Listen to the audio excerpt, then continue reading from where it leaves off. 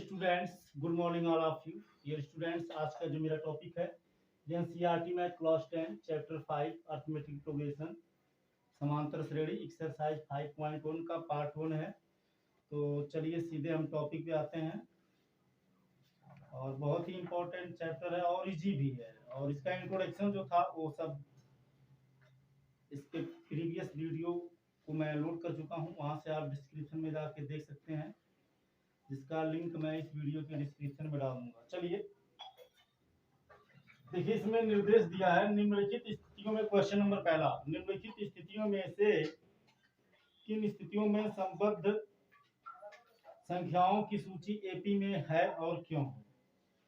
तो पहला number, first का जो पहला दिया है, दिया प्रत्येक किलोमीटर के बाद टैक्सी का किराया, जबकि प्रथम किलोमीटर के लिए किराया 15 रुपया है और प्रत्येक अतिरिक्त किलोमीटर के लिए किराया 8 रुपया है।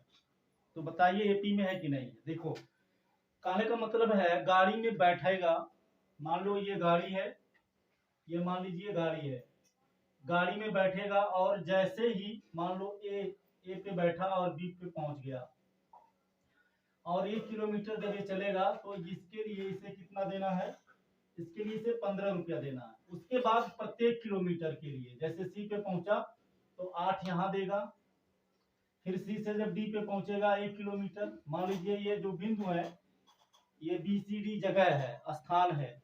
ए से बी की दूरी 1 किलोमीटर, बी से सी की दूरी 1 किलोमीटर, सी से डी की दूरी 1 किलोमीटर, डी से ई की दूरी 1 किलोमीटर, इसी तरह से, ठीक है ना। तो मतलब जो पहला प्रथम किलोमीटर है ए से बी तक का, इसके लिए इसे 15 रुपया देना है। इसके बाद बी से सी जाएगा तब भी 8 देगा, सी से डी जाएगा तब भी 8 देगा और डी से ई जाएगा तब भी 8 रुपया देगा।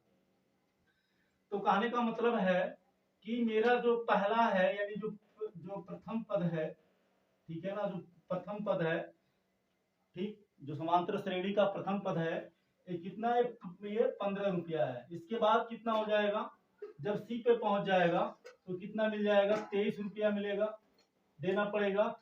और जब सी से डी पे पहुंच जाएगा तब कितना हो जाएगा, 31 रुपया हो जाएगा, 31 रुपया हो जाएगा। और जब डी से ई पर पहुंच जाएगा तो कितना हो जाएगा, 39 रुपया हो जाएगा, ठीक है ना। ये हुआ।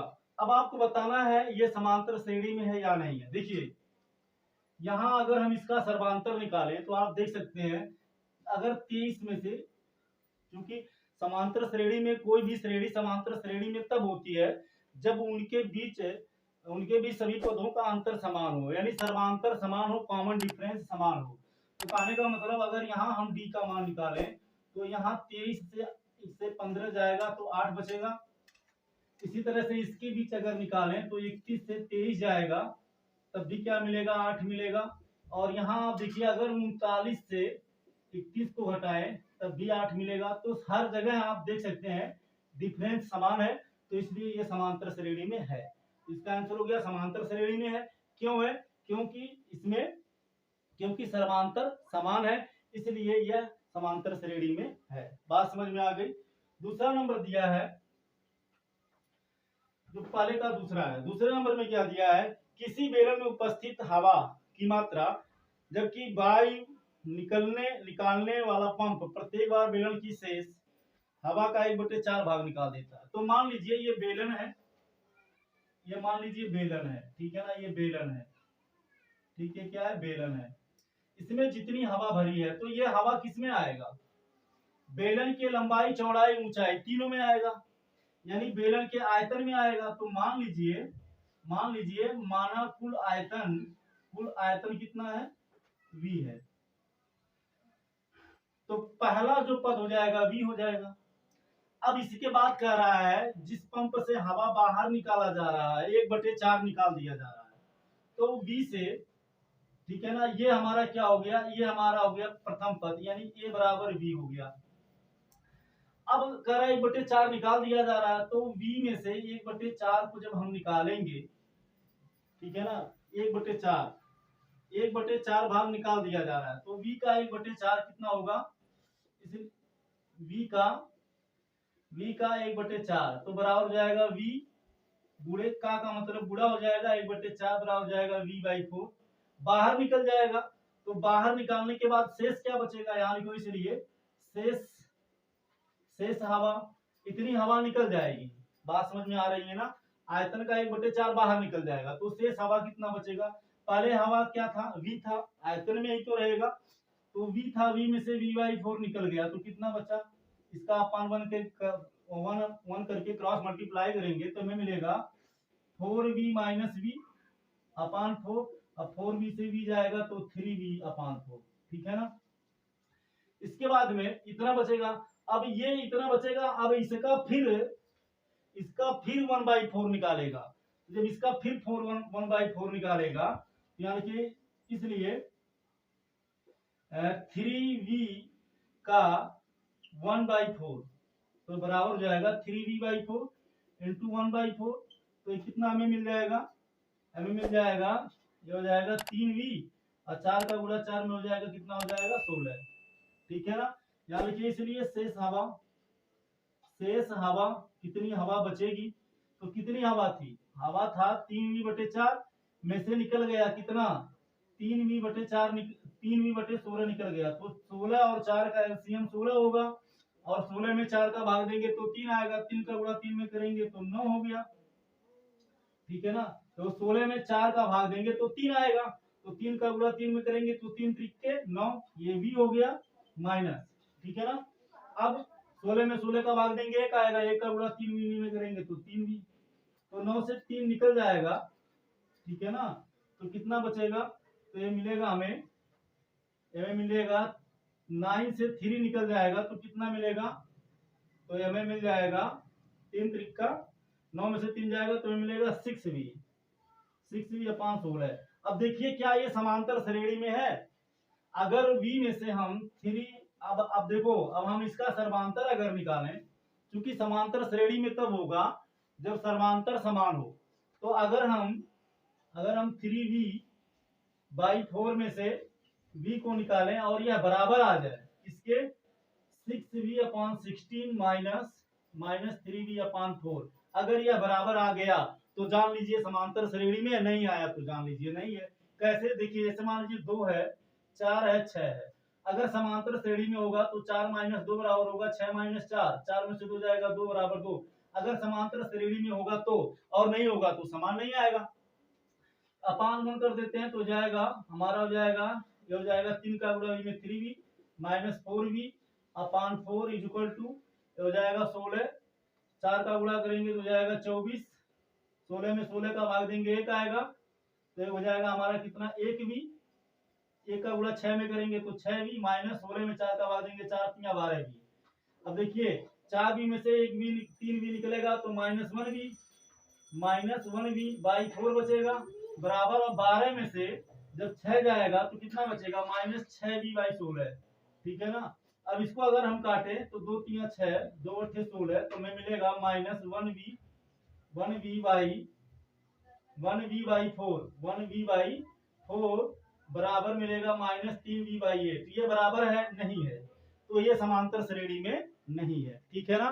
तो चलिए आप इसका स्क्रीनशॉट ले लीजिए, इसके बाद में हम तीसरे और चौथे को समझते हैं। ये स्टूडेंट समांतर श्रेणी में यही होता है, समांतर निकालते समय उत्तरोत्तर पद से जो होता है उत्तरोत्तर पद से पूर्वोत्तर पद को घटा देंगे, और जो श्रेणी में जितने भी नंबर दिए गए हैं प्रत्येक नंबर में क्या करेंगे, प्रत्येक उत्तरोत्तर से पूर्वोत्तर को घटाने पर यदि समांतर समान आएगा तो समांतर श्रेणी में होगी, नहीं आएगा तो नहीं होगी, ठीक है ना। चलिए इसके बाद में हम थर्ड और फोर्थ देख लेते हैं। थर्ड नंबर में दिया है प्रत्येक मीटर की खुदाई के बाद एक कुआं खोदने में आई लागत, जबकि प्रथम मीटर की खुदाई ₹150 और बाद में प्रत्येक मीटर की खुदाई की लागत ₹50 बढ़ती जाती है। देखो एक कुआं खना जा रहा है, तो कुआं ऐसे ही खना जाएगा ना, ऐसे ही तो कुआं होता है, ये पहले का तीसरा।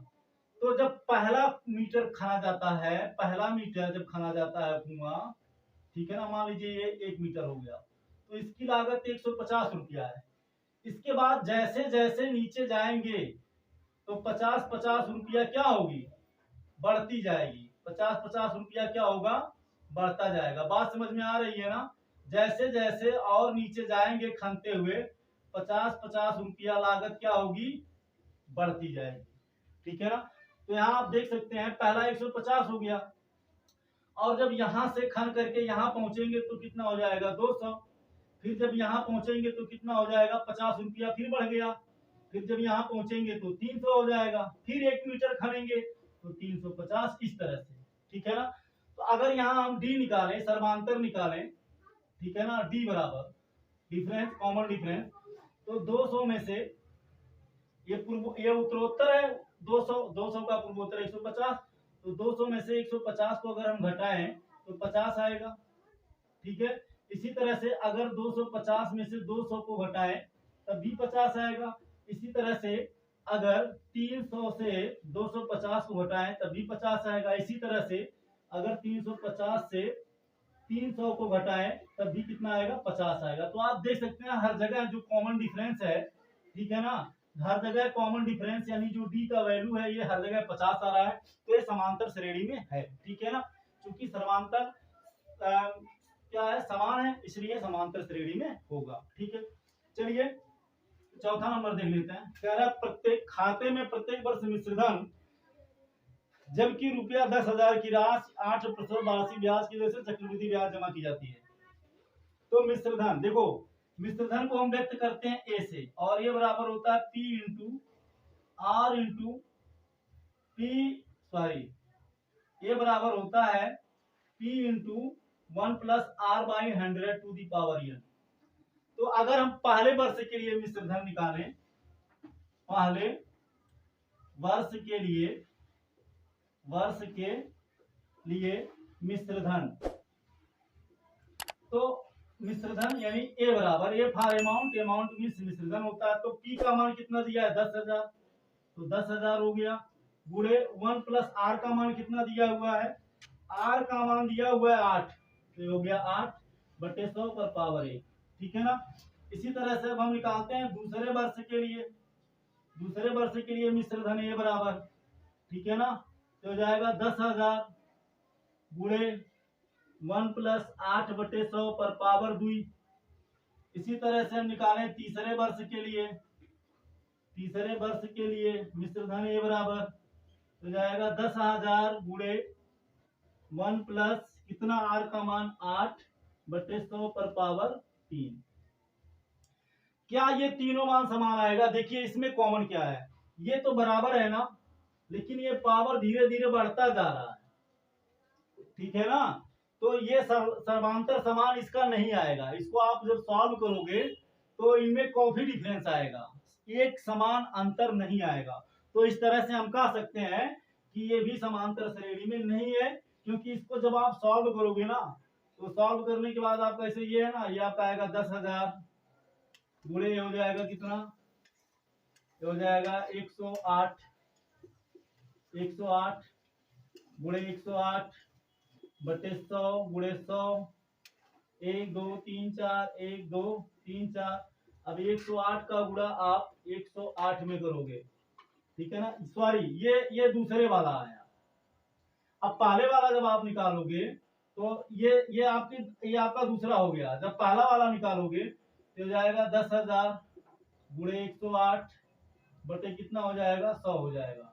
तो ये 0 से 0 कट गया, तो कितना आया 100 गुणे 108। अब आप देख सकते हैं कितना डिफरेंस है, और जब इसको आप करोगे तो ये वाला और अधिक आ जाएगा, तो इसलिए समांतर श्रेणी में नहीं है। तो डियर स्टूडेंट्स, आज के क्लास में बस इतना ही। वीडियो आपको कैसा लगा जरूर कमेंट करके बताइएगा, हमें आपके कमेंट का इंतजार रहेगा। प्लीज यार आप लोग अपना सपोर्ट प्यार दीजिए, हम बहुत मेहनत करते हैं आप लोगों के लिए, फर्ज बनता है कि आप भी हमारा समर्थन दें और हमें सपोर्ट करें। Thank you so much. जय हिंद।